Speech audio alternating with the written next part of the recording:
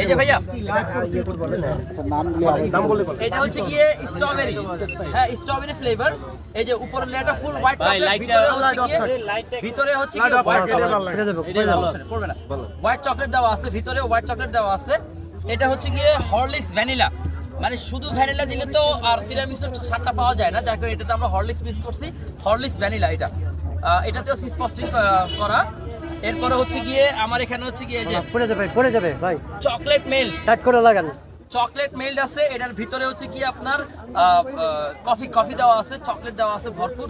এই যে chocolate melt, কালারও কফি ভিতরে, হ্যাঁ ভিতরে কালার কফি। এই যে অথেন্টিক ম্যাঙ্গো, একদম ম্যাঙ্গো। এই যে এখন কিন্তু ম্যাঙ্গো সিজন নাই, 1 কেজি আমের দাম 500 টাকা, 550 টাকা।